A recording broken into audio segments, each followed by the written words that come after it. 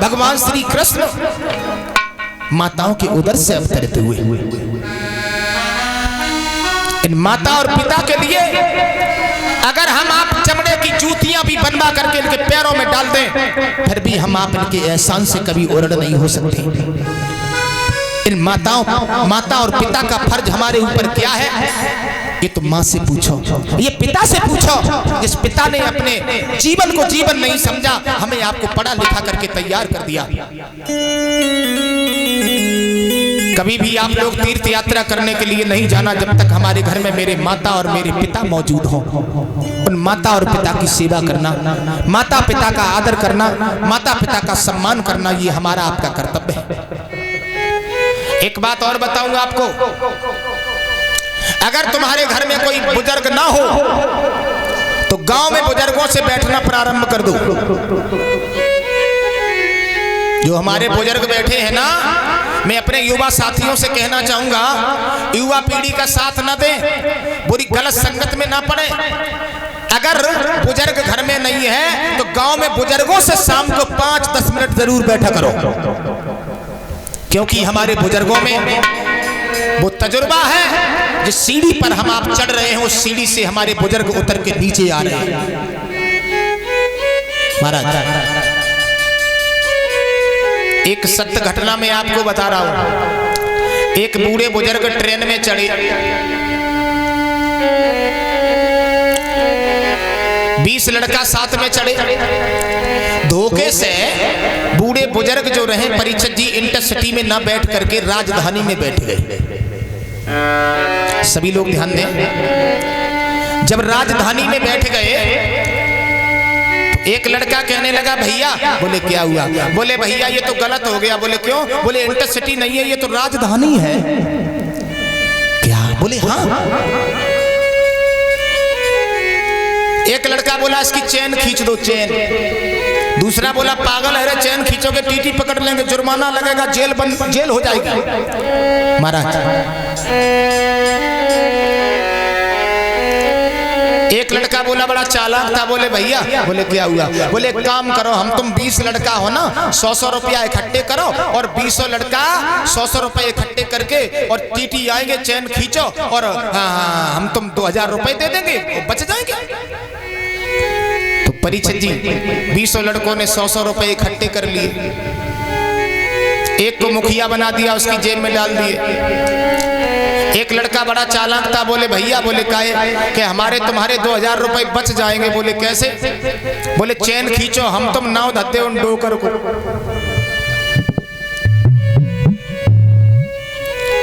सो docker ने हाथ जोड़े, बोले लहुआ बुढ़ापे की अवस्था है, मेरा नाम मत रखियो भैया, हम जेल में चले जाएंगे। लड़का बोले तुम्हारा नाम रखा जाएगा। चैन खींची, परीक्षित जी टीटी आ गए, 20 लड़कों को पकड़ लिया। आवाज लगाई, क्यों खींची चैन तुमने? तो 20 लड़का बोले साहब माफ करना, चैन हमने नहीं खींची। बोले और? बोले डोकर ने खींची। तो डोकर से कई बोले तुमने काहे को खींची? तो डोकर बोले साहब मजबूरी में खींची, हमने ही खींची। बोले क्यों? बोले 2000 रुपया बाजार करने को ले आ रहे थे, इन 20 लड़कों ने पकड़ लिए। तो लड़का की जेब में 100-100 के नोट है, जेब में हाथ डाला गया, 2000 रुपए निकले आए। 2000 रुपए दे दिए महाराज। डोकर को बोले तुम बाजार करो, प्रसाद दे दो भैया। महाराज 20 लड़कों ने डोकर से कहा कल देखेंगे। कल से डोकर ने सर पे हाथ फिराओ, मूछन पे हाथ फिराओ। बोले सफेद जे घामे में थोड़ी ना है, उम्र को तजुर्बा है। तो मेरे बुजुर्गों में बड़ा तजुर्बा होता है मेरे भैया। पड़ोस में बुजुर्गों से बैठना जरूर प्रारंभ करें। महाराज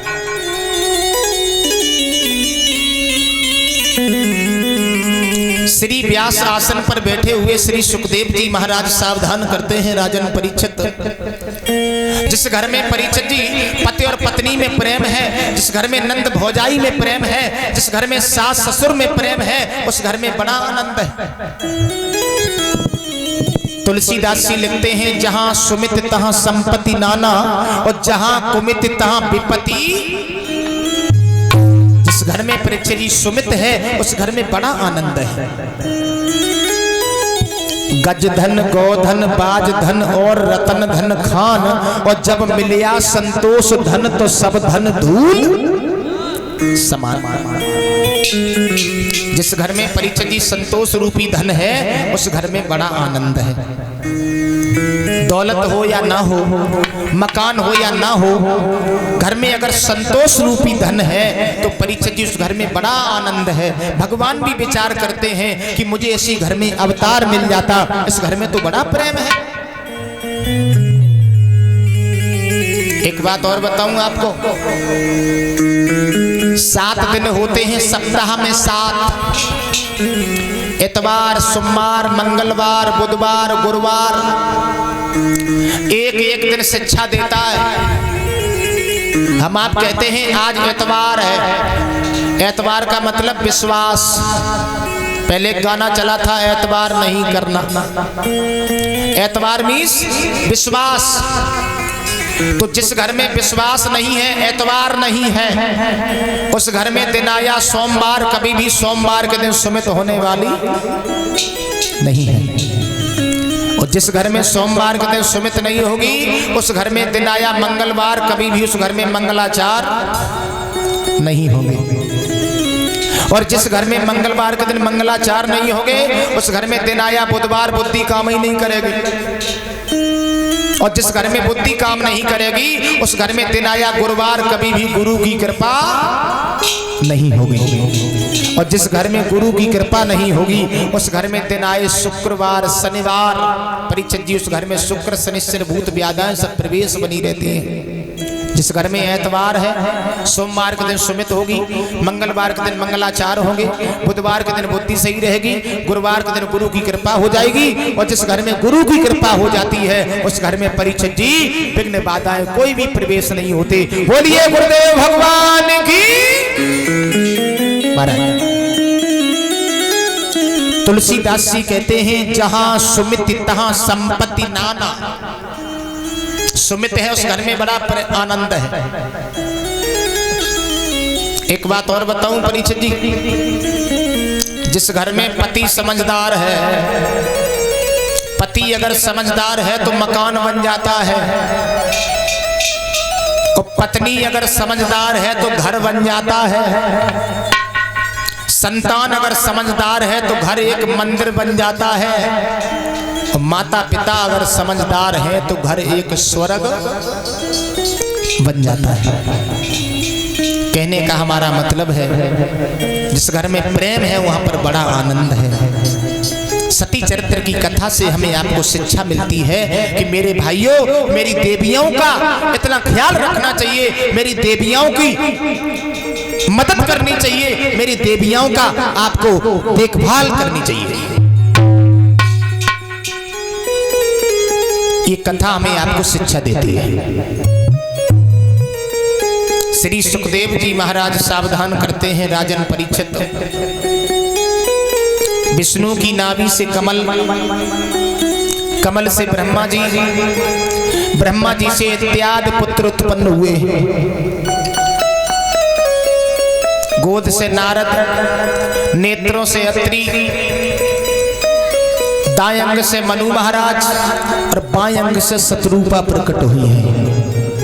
परीक्षित जी मनु महाराज के 2 लड़का हुए जिनका नाम पड़ा है उत्तानपाद और प्रियव्रत।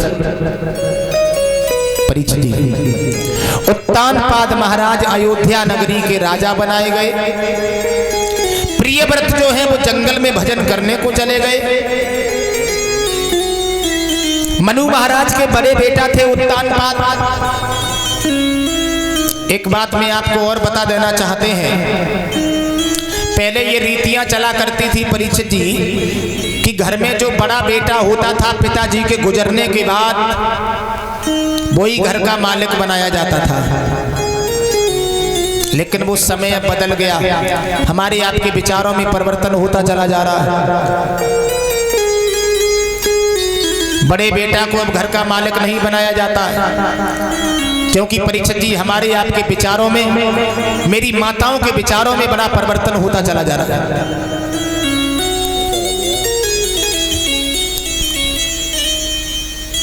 पहले पिता के बड़े ज्येष्ठ बालक को घर का अधिकारी बनाया जाता था, तो उत्तानपाद महाराज अयोध्या के राजा बनाए गए। महाराज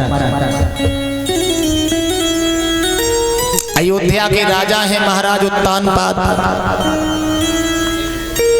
प्रजा के लोग भी बहुत अच्छे हैं। पत्नी परीक्षित जी, जिनका नाम है सुनीति। क्या नाम है? सुनीति। माताओं, सुनीति किसे कहते हैं? सुनीति कहते हैं सु माने सुंदर और नीति माने आचरण। जिस देवी के सुंदर आचरण है वो आज भी सुनीति। बड़े सुंदर विचार थे मां सुनीति के। एक विद्वान कहता है कि सुनीति जो थी वो परीक्षित जी बहुत बड़ी पतिव्रता थी। किसे कहते हैं पतिव्रता? तो परीक्षित जी एक विद्वान कह रहा है पतिव्रता में कुछ लक्षण होते हैं। कार्ये सुदासी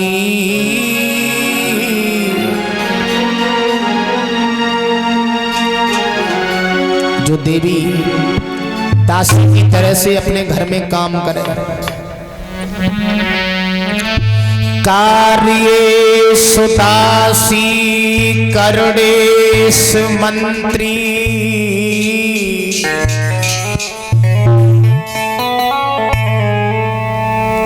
घर में कोई काम हो तो अपने पति को मंत्री की तरह से सलाह दे। भोजनेश माता सहरे सुरंभा।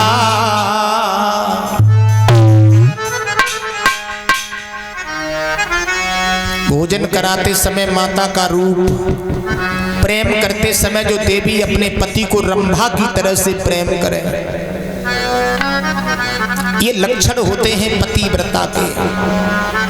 एक विद्वान कहता है कि एक लक्षण और होता है क्या, कि पिया के मन जो भाए और सुहागिनी बही है पिया मन भाए।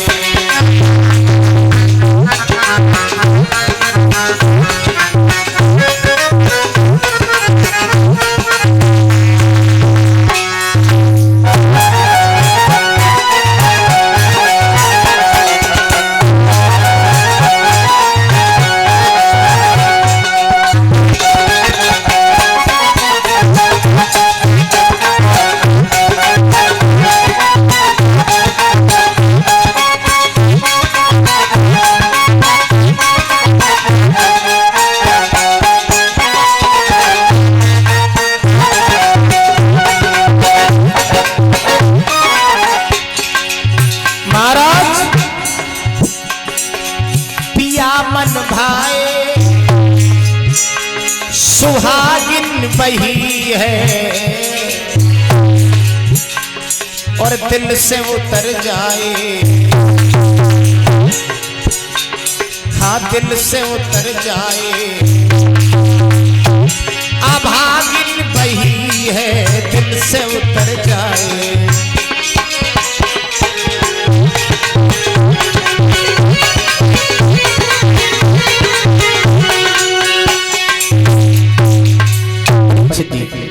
पति के चरणों में स्वर्ग समझने वाली मां सुनीति, पति को भोजन कराने के बाद स्वयं करने वाली, पति को सुलाने के बाद स्वयं सोने वाली। परीक्षित जी सुबह उठकर के पति के चरणों में अपना मस्तक रखने वाली।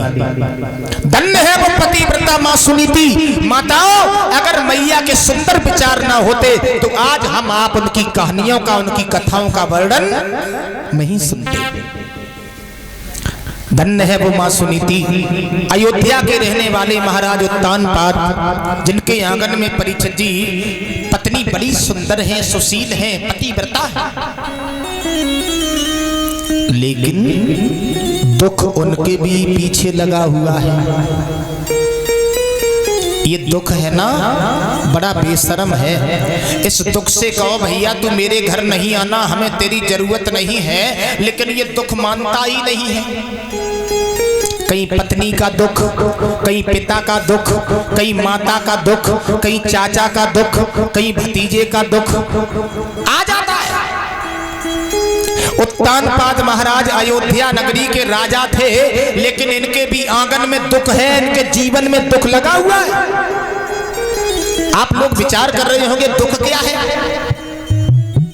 दुख ये है कि महारानी सुनीति के उदर से कोई संतान अवतरित नहीं हुई, कोई बालक नहीं अवतरित हुआ। बैठ करके रो लिया करते हैं विधाता, कौन से मैंने ऐसे पाप किए होंगे जो मैंने एक संतान का मुख नहीं देखा। प्रभु और परीक्षित जी, हमें तो सुखिया इस दुनिया में कोई दिखाई ही नहीं देता। एक न एक दुख, एक न एक कष्ट हर किसी के पीछे लगा हुआ है। कोई तन दुखी, देखिए पैसा तो बहुत है, लेकिन शुगर है, ब्लड प्रेशर हाई लो हो जाता है। डॉक्टरों ने मना कर दिया, चाय नहीं पियोगे, घी नहीं खाओगे, दूध नहीं खाओगे, बड़ी मुसीबत की बात, क्या करें?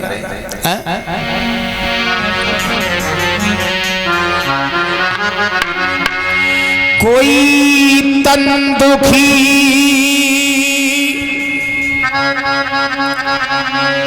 कोई मन दुखी,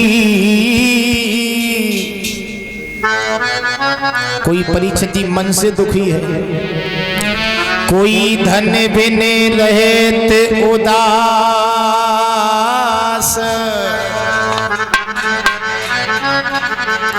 थोड़े थोड़े सब दुखी, एक सुखी राम का दास।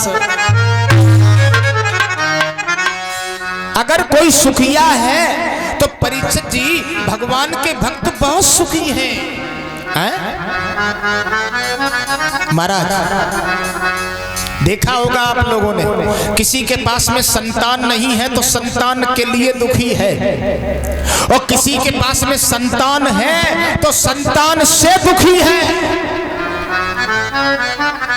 अभी हम लोग परीक्षित जी कथा कहने को गए एक जगह, तो एक बूढ़े बुजुर्ग हाथों से रोटी कर रहे थे। मैंने उनसे पूछा, दादा आपके कोई संतान नहीं है? तो रोने लगे।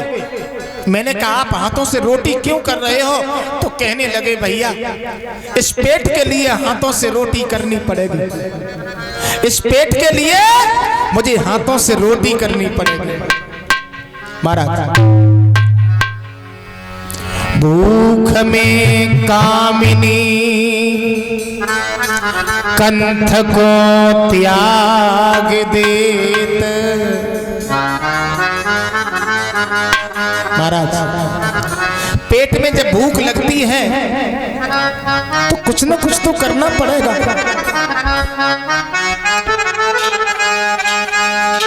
भूख में कामिनी कंठ को त्याग देत,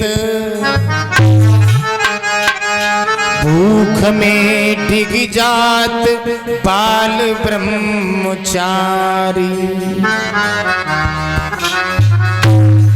भूख में जीव और जीव को खाए ले तो, भूख में सिंह ने गैया पछाड़ी, भूख से पड़ने को मान घट जात है, भूख में छोड़ जात पति व्रता नारी, भूख सी पीर काहू पे न सही जाते, और भूख सी पीर सब पीरन से है न्यारी। महाराज पेट में जब भूख लगती है ना तो परीक्षित जी जीव जीव को खा लेता है कि भूख के पीछे। मैंने उनसे कहा कि दादा आप हाथों से रोटी कर रहे हो, कि आपका कोई लड़का नहीं है? तो रो करके जवाब दिया लाल। तब उन बूढ़े ने कहा लड़का मोरे चार हैं। तो मैंने कहा गए कहाँ हैं? दोए हैं सेंट्रल जेल में, दोए हुए गए फरार। दो तो जेल में हैं, दो फरार हो गए। दिए पराई है गई बहुएं ले गए पूत, जीवन भर लदते रहे सो रहे ऊट के। क्या करूं? मेरे जीवन में सुख नहीं है। लड़का चार है लेकिन चारों घर पर नहीं है, चारों फिदरती निकल गए। मैंने कल बताया था बहनाओं, आपके घर में दौलत हो या ना हो, प्यारे भक्तों, नरक कहाँ है स्वर्ग कहाँ है? कपड़ा मेले सर पे कर्ज घर में कुलक्षणी नार, और बेवकूफ औलाद होए तो नरक के लक्षण। उत्तानपाद महाराज के आंगन में परीक्षित जी कोई बालक नहीं है, राजा है लेकिन संतान नहीं है। वैसे माफी चाहूंगा प्यारे, एक न एक दुख कि आज के संसार में और कोई न सुखी है, तो किसी न किसी बात से हर कोई दुखी है, किसी न किसी बात से हर कोई दुखी है।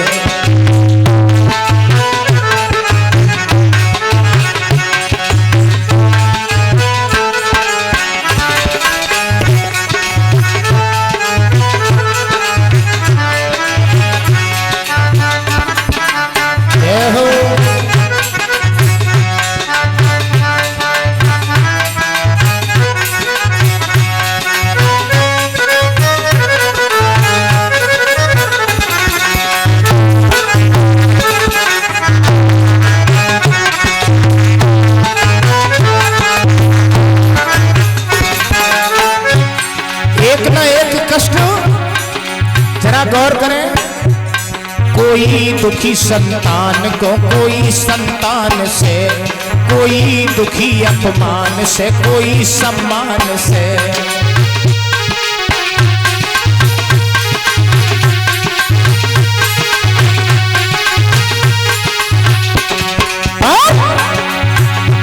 मेरे प्यारे भक्तों, एक न एक दुख हर किसी के पास में है।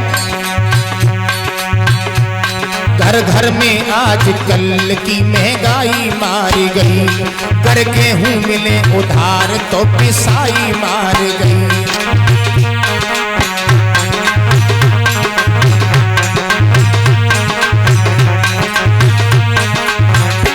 और भैया